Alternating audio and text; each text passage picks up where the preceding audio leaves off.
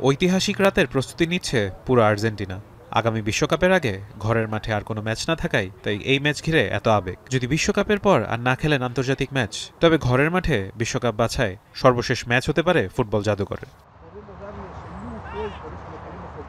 অনেক ফুটবল ফ্যানরা মনে করেন আকাশী নীল জার্সিতে আজীবন খেলবেন মেসি, তবে ভক্তদের জন্য নির্মম সত্য ক্যারিয়ারের পরন্ত বেলায় লিওনেল মেসি। এদের সময় শুক্রবার সকালে মাঠে নামবে টিম আর্জেন্টিনা। দেশের মাঠে এই ম্যাচে নিজের পরিবারের সামনে কঠিন আবেগঘন মুহূর্তের সাক্ষী হতে যাচ্ছেন বিশ্ব ফুটবলে অন্যতম কাণ্ডারি।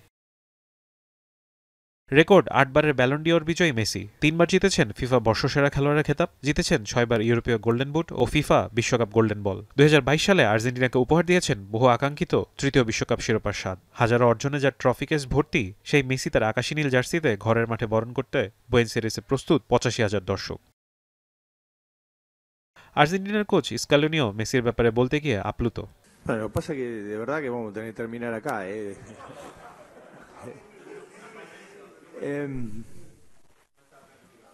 no, aparte por verlo a él me hizo esto. Lo denso, creo que Argentina জার্সিতে ১৯৩ ম্যাচে গোল করেছেন ১১২টি। ঘরের মাঠে সম্ভাব্য শেষ ম্যাচ খেললেও তার নামের পাশে আজীবন জ্বলজ্বল করবে বিশ্বকাপ, ২টি কোপা আমেরিকা ও ফিনালিসিমার শিরোপা। ফুটবল মহানায়কের ক্যারিয়ারে হার না মানা গল্পের ইতিটাও হয়তো হয়ে থাকবে বিশেষ আয়োজনে মোড়ানো। পুরো আর্জেন্টিনা বাঁধবে মেসি ধোনিতে, আর ফুটবল বিশ্ব দেখবে এক বর্ণিল বিদায়। ফারহান ইহসান, এখন।